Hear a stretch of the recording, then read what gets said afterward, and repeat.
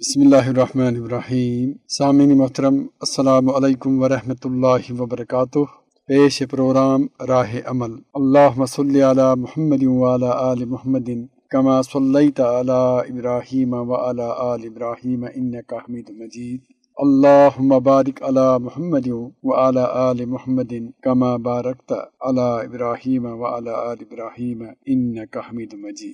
آج کے پروگرام کا موضوع ہے نوجوانوں کے لیے نقش سیرت النبی صلی اللہ علیہ وسلم۔ رسول اللہ صلی اللہ علیہ وسلم نے ارشاد فرمایا کہ تم میں سے کوئی شخص مطلوبہ درجے کا مومن نہیں ہو سکتا جب تک کہ میں اس کی نگاہ میں اس کے باپ، اس کے بیٹے اور سارے انسانوں سے زیادہ محبوب نہ ہو جاؤں۔ محترم سامعین، حضور نبی کریم صلی اللہ علیہ وسلم کے ارشاد کا مطلب یہ ہے کہ آدمی مومن تب ہی بنتا ہے جب رسول اللہ صلی اللہ علیہ وسلم اور ان کے لائے ہوئے دین کی محبت تمام محبتوں پر غالب آ جائے۔ بیٹے کی محبت کسی اور راستے پر چلنے کو کہتی ہے، باپ کی محبت کسی اور راستے پر چلانا چاہتی ہے، اور حضور اکرم صلی اللہ علیہ وسلم کسی دوسرے راستے پر چلنے کا مطالبہ کرتے ہیں۔ تو جب آدمی ساری محبتوں اور ان کے تقاضوں کو ٹھکرا کر صرف حضور نبی کریم صلی اللہ علیہ وسلم کے بتائے ہوئے راستے پر چلنے کو تیار ہو جائے تو سمجھ لیجئے کہ وہ پکا مومن ہے،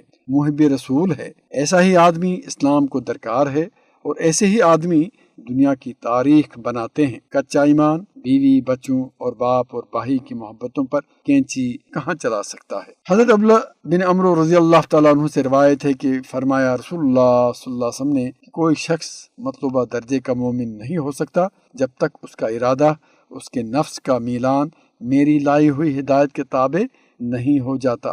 مطلب یہ کہ رسول اللہ صلی اللہ علیہ وسلم پر ایمان لانے کا تقاضا یہ ہے کہ آدمی اپنی خواہش، اپنے ارادہ اور اپنے قلبی رجحانات کو رسول اللہ صلی اللہ علیہ وسلم کی لائی ہوئی ہدایت کے تابع کر دے، قرآن مجید کے ہاتھ میں اپنی خواہش کی لگام دے دے۔ اگر کوئی ایسا نہ کرے تو رسول پر ایمان لانے کے کوئی معنی نہیں۔ حضرت انس رضی اللہ تعالی عنہ سے روایت ہے کہ رسول اللہ صلی اللہ علیہ وسلم نے فرمایا، جس جوان نے کسی بوڑھے شخص کی اس کے بڑھاپے کی وجہ سے تعظیم و تکریم کی تو اللہ تعالیٰ اس کے بڑھاپے کے وقت ایسے شخص کو مقرر کرے گا جو اس کی تعظیم کرے گا۔ الرواہ ترمذی۔ سامعین، زمانے جوانی میں انسانی قوتیں بھی اپنے عروج پر ہوتی ہیں۔ سوچنے کی طاقت، عمل کی قوت، غصہ کی طاقت اور ہر قسم کی قوت پر اسے ناز بھی ہوتا ہے۔ اس لیے جوانی میں انسان سرکشی کی طرف بھی زیادہ مائل ہوتا ہے۔ اگر انسان زمانے جوانی میں سنبھل جائے تو یہ واقعی ایک مثالی جوان ہوتا ہے۔ غالباً اس لیے شیخ سعدی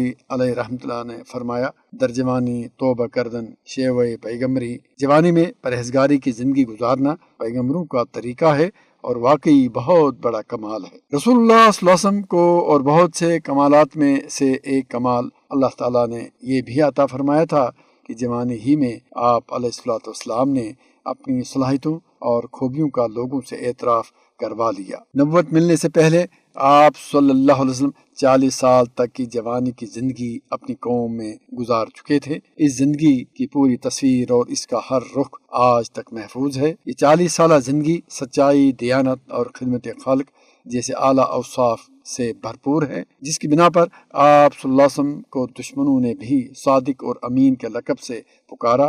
جب آپ صلی اللہ علیہ وسلم کو نبوت ملی تو آپ علیہ الصلوۃ والسلام نے اپنی سچائی کے ثبوت میں اپنی اسی 40 سالہ زندگی کو پیش فرمایا۔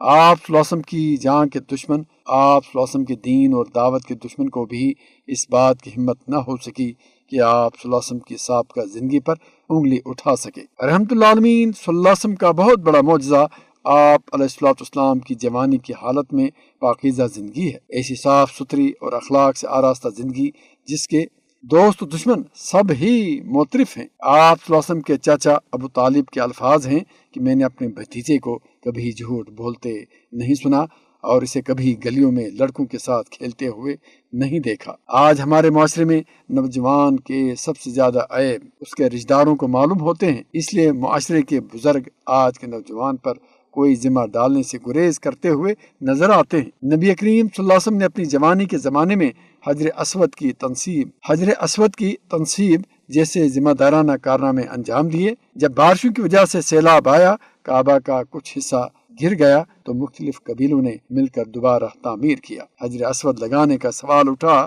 تو فساد کا خطرہ ہوا۔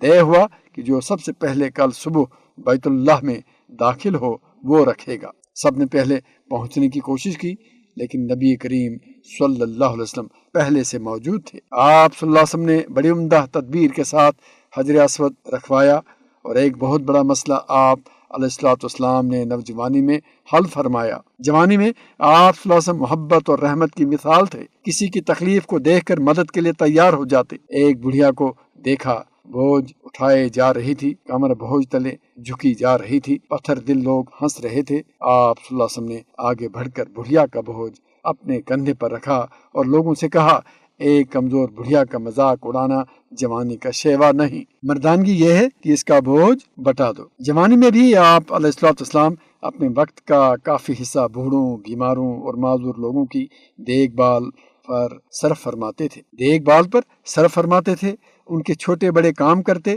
ایک روز ایک قریشی سردار نے کہا، کتنی شرم کی بات ہے، تم اپنے خاندان کو بٹا لگاتے ہو، تم اونچے گھرانے کے چشم چراغ ہو اور اس طرح غریبوں کے کام کاج کرتے ہو۔ رحمت دو عالم محمد رسول اللہ صلی اللہ علیہ وسلم نے فرمایا، بے شک میرا پردادا ہاشم قریش کا سردار تھا، مگر وہ بھی سب کی خدمت کیا کرتے تھے۔ آپ صلی اللہ علیہ وسلم کو یتیموں سے بھی بڑی محبت تھی۔ ایک بچے کو کمزور بے لباس دیکھا، اس سے وجہ پوچھی، وہ رو پڑا اور بھوک کی شکایت کی۔ آپ صلی اللہ علیہ وسلم کی آنکھوں میں بھی آنسو آ گئے۔ آپ صلی اللہ علیہ وسلم لڑکے کو گھر لے گئے، کھانا کھلایا اور کپڑے پہنائے۔ جوانی میں معاشرتی ذمہ داریاں پیش آئیں تو تجارت کو ذریعہ معاش بنایا۔ تجارت کی کامیابی کا علم مکہ کی مالدار خاتون بی بی حضرت خدیجہ رضی اللہ تعالی عنہما کو ہوا تو اپنے کارندوں کے ذریعے شام کے سفر تجارت پر بھیجا۔ اپنے معتبر غلام میسرہ کو بھی ساتھ کر دیا۔ آپ صلی اللہ علیہ وسلم نے ایسی دیانت اور محنت سے کام کیا کہ حضرت خدیجہ رضی اللہ تعالی عنہما کو توقع سے زیادہ منافع ہوا۔ میسرہ کے ذریعے نیکی اور دیانت کا معیار سنا تو آپ علیہ الصلوۃ والسلام سے شادی کا پیغام بھیجا۔ اس وقت آپ صلی اللہ علیہ وسلم کی عمر 25 سال اور حضرت خدیجہ رضی اللہ تعالی عنہا کی عمر 40 سال تھی۔ حضرت خدیجہ رضی اللہ تعالی عنہا کی صورت میں ایک نیک اور خدمت گزار بیوی ملی، ان کے ہمراہ بڑی پرسکون اور خوشگوار جوانی میں خانگی زندگی گزاری۔ ان سے 3 بیٹے اور 4 بیٹیاں ہوئی۔ بیٹے چھوٹی عمر میں وفات پا گئے، باقی ان کی 4 بیٹیوں کی شادیاں ہوئی۔ کامیاب جوانی کی زندگی میں ایک کامیاب انسان، ایک کامیاب باپ، خاوند اور پھر کامیاب تاجر کی زندگی گزاری، یہاں تک کہ 40 سال کی عمر میں نبوت عطا ہوئی۔ نبی کریم صلی اللہ علیہ وسلم کی اس جوانی کی زندگی میں آج کے جوان کو جو نقوش ملتے ہیں، ان میں بنیادی اور بہت گہرا نقش تو یہ ہے کہ آج کا جوان اپنی جوانی میں سچائی اور دیانت اور شرافت کا پیکر بن جائے، اور اس کی خوبیوں کے معترف سب سے پہلے اس کے گھر والے ہوں جن کے ہمراہ وہ دن رات گزارتا ہے، پھر اس کے رشتہ دار اس کی خوبیوں کے معترف ہوں۔ آج کے نوجوان پر جب معاشی ذمہ داریاں آ جائیں تو یہ کامیابی سے ان ذمہ داریوں کو نبھائے اور یہی خوبیاں اس قدر کمال کی ہوں کہ وہی اس کی شادی کا سبب بن جائے۔ اس کے بعد خاوند اور پھر باپ بننے کے بعد اپنی پوری زندگی میں ہر مرحلے کے اندر رسول اللہ صلی اللہ علیہ وسلم کی حیات طیبہ سے رہنمائی حاصل کرتا رہے۔ اللہ تعالیٰ سے دعا ہے کہ وہ ہمیں سننے سے زیادہ عمل کی توفیق عطا فرمائے، آمین۔ اس کے ساتھ ہی پروگرام کا وقت ختم ہوا، اجازت دیجیے، اللہ حافظ۔